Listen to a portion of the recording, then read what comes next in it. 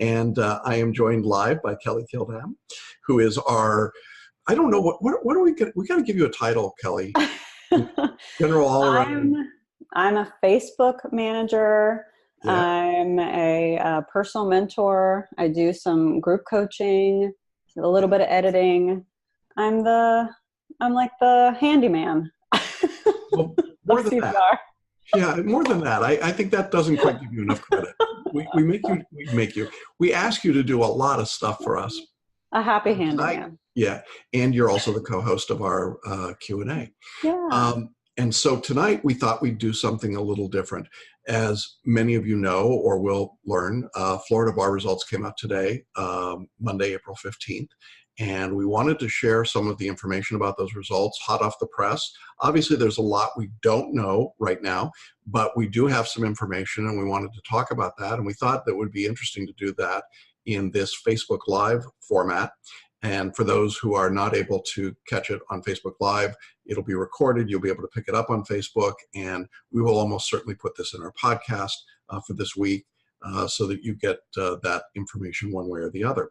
So I guess the first thing to say is that the results for the state were dismal. They were very poor. The results for Celebration Bar Review students were very good. And so it's a weird moment, as it always is, in that for those people who have passed, we are elated. For those people who have failed, obviously, we're disappointed. And we want to talk a little bit about the numbers and the process and everything that happens, but also to give folks a chance to just kind of see and hear a little bit about what's going on. So I think the first thing that's kind of interesting is that the Florida Bar Examiners did something unusual this morning. Their website broke. Yes. No big surprise there. Yeah. Interestingly enough, we only had probably something on the order, I'm guessing somewhere in the order of about 11 or 1,200 takers. So it's not a huge number of people, less than we've had in the last couple of years. But the website broke. And then what did they do, Kelly, after their website went down? They actually posted a link for the PDF, I'm guessing on Facebook and Twitter. And then after that, it was just very easy to get to. I mean, literally just click on the link and there was the PDF and off you go. So that was kind of exciting to have access to the sheet. Generally, we don't have that access to the sheet. So. No, and some people sent me their sheets, sent me the PDF, and I was like, yeah, that would be great if I had everybody's bar number, but since I don't, I'm still in the dark. So we, as always, rely on the kindness of strangers to tell us how they've done. But that took a little bit of time to sort itself out as the morning went on. And we started to get results then pretty quickly.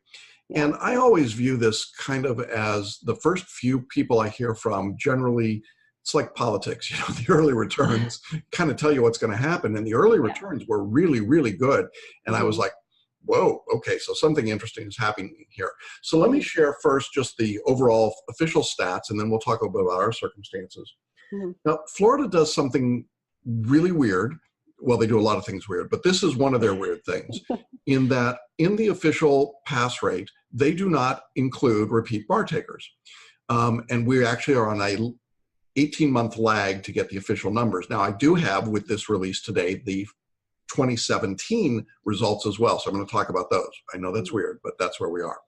So for the February 2019 exam, there were 599 first-time takers, and 343 of those people passed for a first-time pass rate of 57.3. That's a decrease from previous years and continues the trend that we have started to see the last couple of weeks in other jurisdictions, Illinois, North Carolina, some other places. This is the only number that Florida produces concurrently with the results being released. And of course, they talk about this in terms of specific schools. And, it's really, FIU got very excited because they had an 80% pass rate. That means 8 out of the 10 people that they identified as first-time takers passed. Now, I think it's important to understand that there's a fair amount of game playing that goes on here at a number of levels. And one of those games is that law schools will pay some of their students to not take the bar exam the first available date after they graduate, they'll give them a job, they'll pay them to study, they'll do something else, so that when they take the bar exam, even if it is their first time, they are not recorded as first-time takers. Now, I'm not saying that FIU or any school did this here, although we know some schools have done it and continue to do this practice pretty consistently. But essentially what the schools do is they cull the herd. They take their most, what would be the right word? Most likely to succeed. Yeah, and put them in, and the at-risk students they sit out, so that when they do take the bar, it's not on this first-time rate. So if you're looking at these rates and you're trying to decide, gee, what law school should I be going to in Florida, don't do it on this basis. I will just say that in general, it's not a valid number across the board, and no single law school had more than 20 or 30 bar takers in February, first-time takers. So one of the questions that we get asked all the time is the February test harder than the July test? You get that question from our students at all? I do, and I don't think that's true. You hear that in law school also, is that, you know, the February exam, they cull people because they know that you probably already failed for July, so you're kind of emotional and you're not very confident. So February is kind of known for, you know, for a lot of people not passing, but I think it's for all those reasons that I named. You know, either you've already taken it before, you're kind of down, you know, you feel more pressure to go and succeed. Plus, there's not really a lot of people in February. When you don't have small group. all the law students coming in when they graduate in May.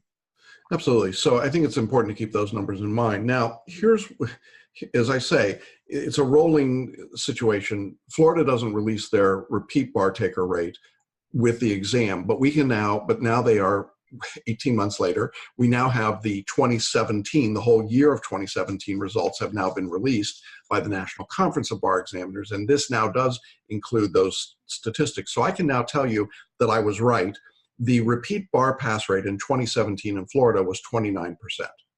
Yeah. If you're a repeat bar taker, you have a 3 in 10 chance of passing the bar statistically. Now, when you apply that 29% pass rate, and it was the same in February and July, it did not change at all in 2017. If we apply that same 29% rate, which I think is appropriate here, what it means is that for the overall bar exam in February of 2019, we've got a pass rate that is dramatically lower than 50%. I would say statistically it's probably between 40 and 43%. So that's where we are. The pass rate in Florida is probably around 40%. They don't like to publicize that. It's not a number you're going to see. And if it wasn't for people like us, nobody would ever talk about it. So that's the number that you want to be looking at. It's a 40% pass rate in Florida in February 2019. Now, I saw some comments online where people said, well, what are the tips and tricks that these super successful law schools have used?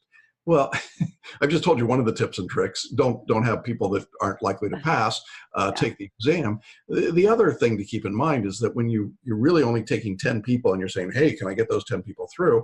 Well, you've got a reasonable shot. If you take the top 10 students of your class, they're probably going to get through.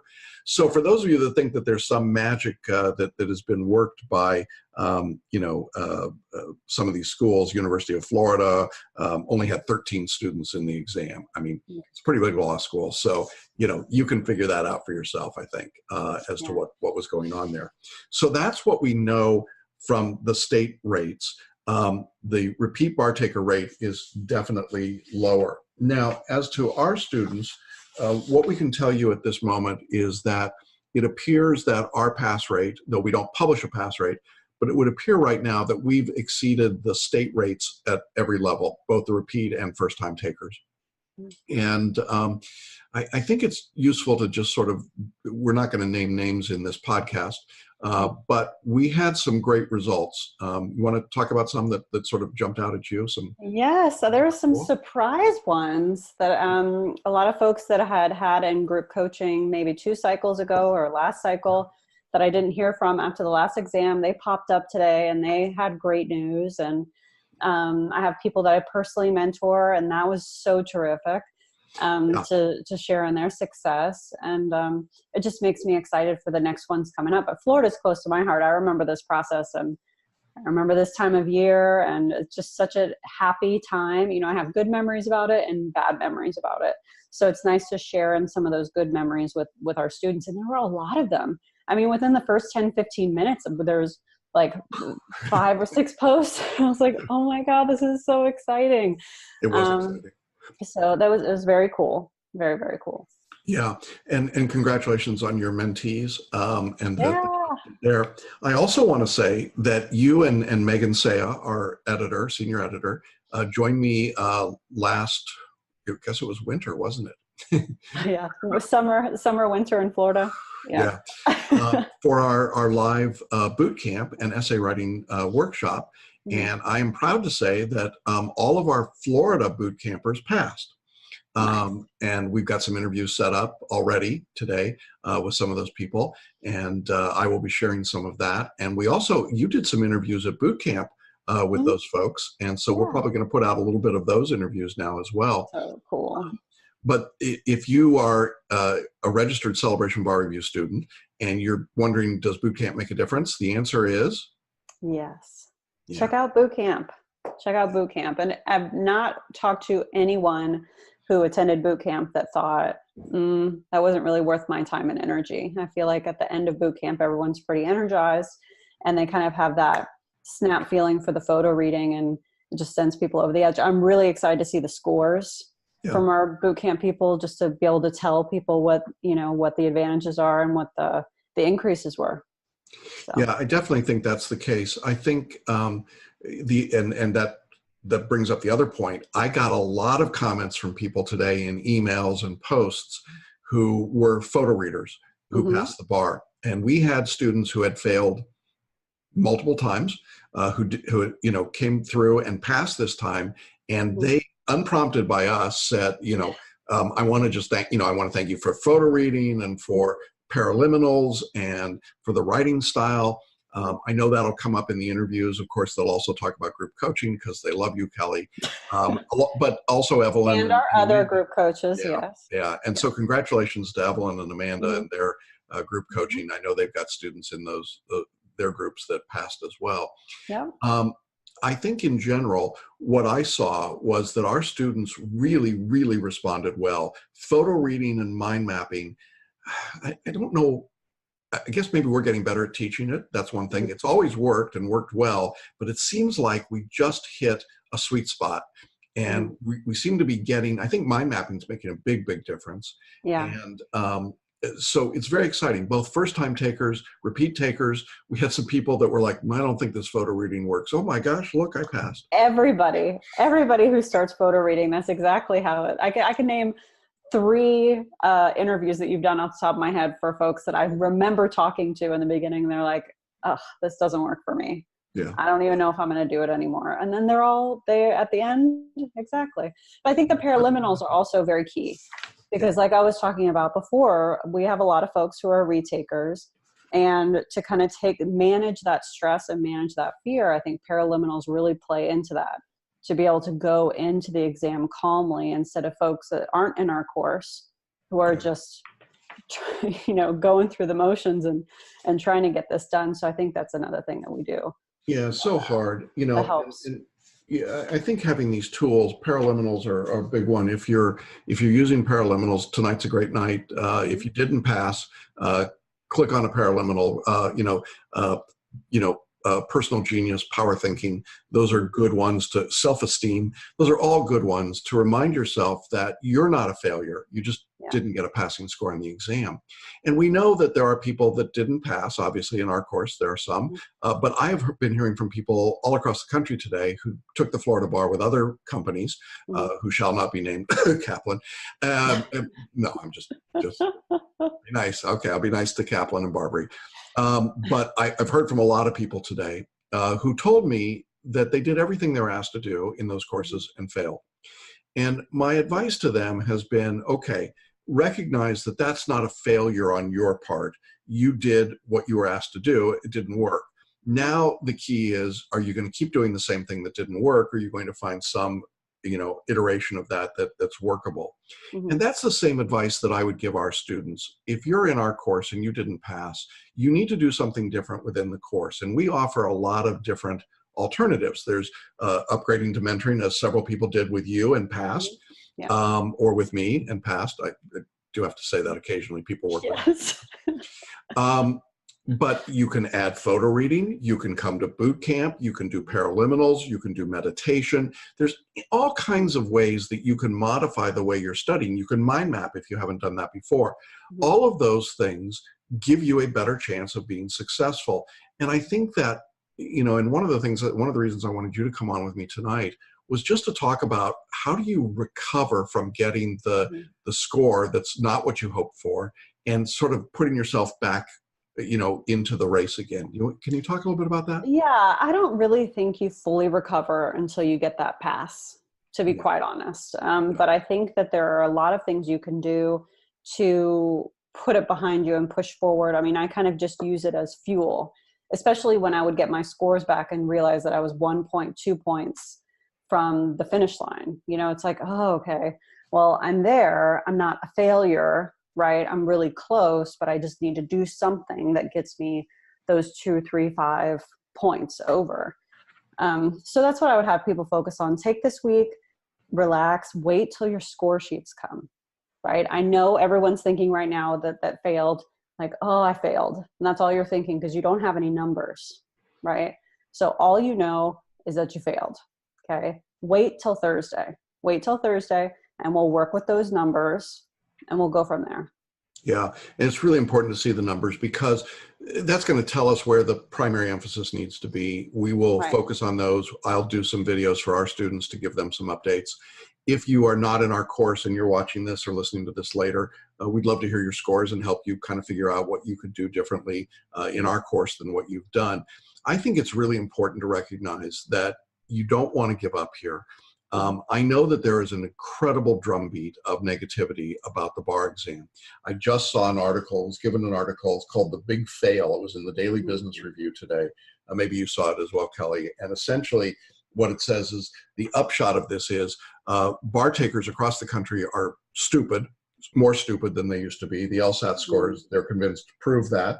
And then California did a study that said the declining credentials of law students account for up to half of the state's failing pass rates. Now, I've done some podcast episodes where I've claimed it's not that at all. It's the quality of the graders, it's the timing, it's the grading system, it's the pass score in California. All of these things I think are factors. And then the president of the LSAT says, oh no, the problem really is the lower credentials of incoming students, but beyond that, it's the declining quality of public education. Really? Are you kidding? I mean, it's sort of like, should we, this is the, I paid, $500,000 to get my kid into USC. No, actually, I paid nothing to get my kid into USC. We got there on our own scholarship. But I think this allegedly. Allegedly, yeah. Well, then she went on to this little school called Virginia Law. But the reality is that this finger pointing that goes on that says, look, it's all about the bar takers. They're all at fault. And it's their problem and they're not good enough is just ridiculous. It's absurd. And we see over and over again people who have failed multiple times who, somebody said to me today, would you take me as a student? I failed so many times, I must not be any good. I'm like, of course I would. I mean, I don't believe that failure here defines you as a person or even as a bar taker or as a lawyer. And we've had people pass the bar after they took it 25 times, right? And so you can pass, it can be done. And I think it's a question of finding the tools. So if you're in our course, we're going to do some deep dive and figure out what's problematic for you. If you're not in our course, we'd love to have you come and talk with us and we'll talk about what you need to do. But I think the point is that you don't want to buy into this narrative that it's the LSAT score, it's the quality of public education, it's the quality. Somebody else in this report said, oh, it's because we don't do Socratic dialogue in law schools anymore. You kidding me? I mean, I just don't think that has anything to do with how people do on the bar. I mean, I just think everyone wants to talk about everything except the reality, which is the reason pass rates are down is because the bar doesn't want as many lawyers. So they've set the thresholds really high and they grade in a crazy way. And generally speaking, the quality of the grading is not great. So I think the other part of this that I've talked about a lot, I know you get tired of hearing me say this, the big box bar reviews don't teach to the bar exam. They teach law school. And so people show up to take the bar exam and they've got the wrong set of skills, and they apply diligently the wrong set of skills.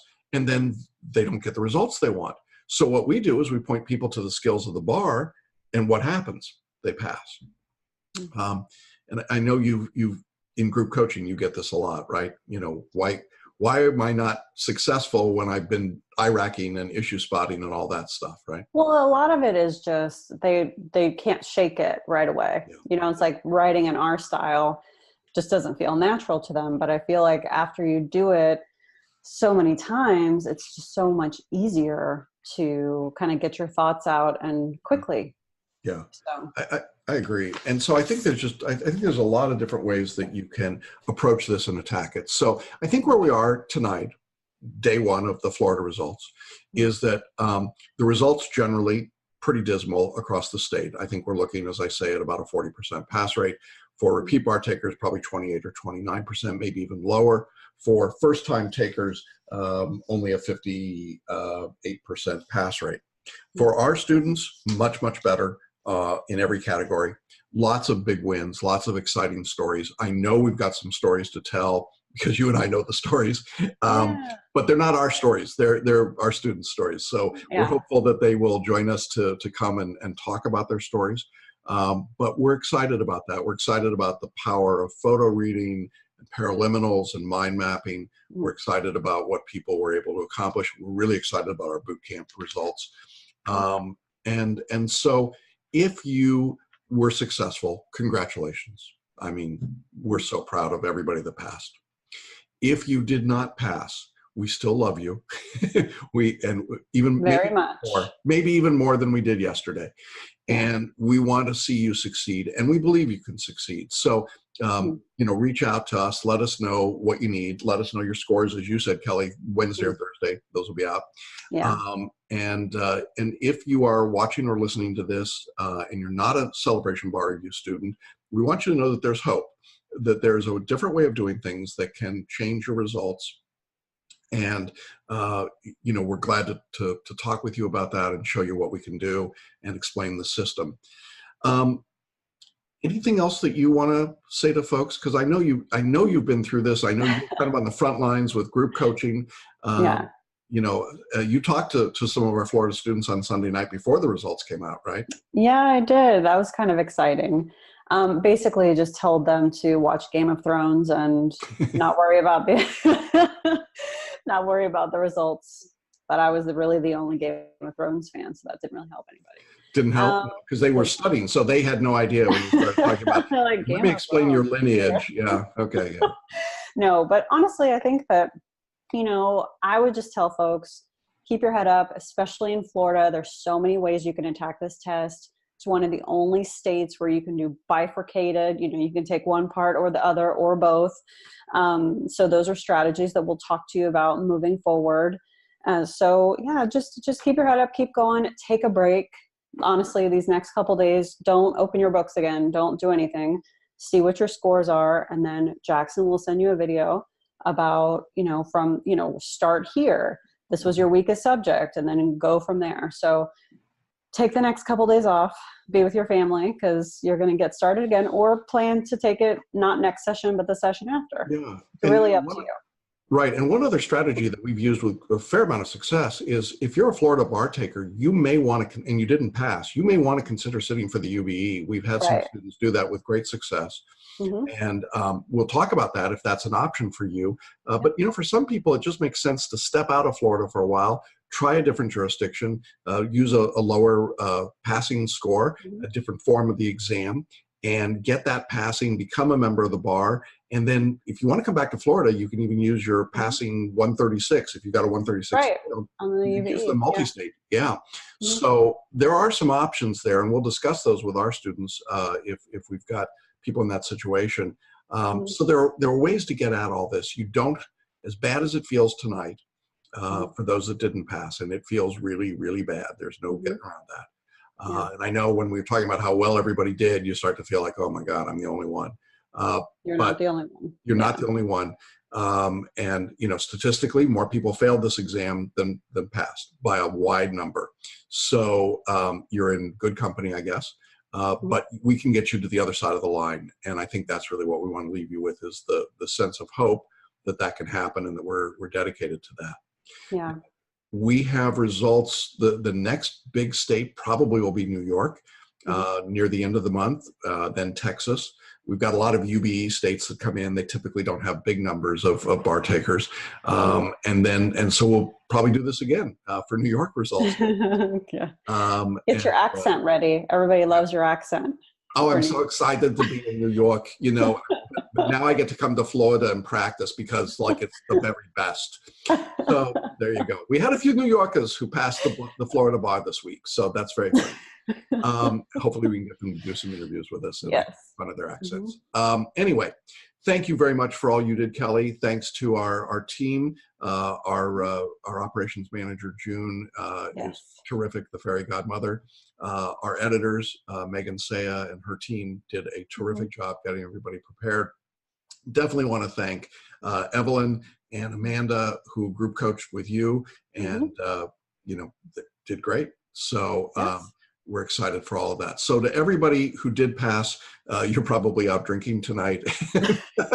Responsibly, because now you're a member of the bar. And for those of you that didn't, keep your chin up. It's going to get better. We'll find a way to help you succeed. So thanks for being with us. Thank you, Kelly. It was good to see you as always. And we will check in with all of you as results come in across the country over the next month or so. Thanks, everybody. Bye, guys. Bye-bye.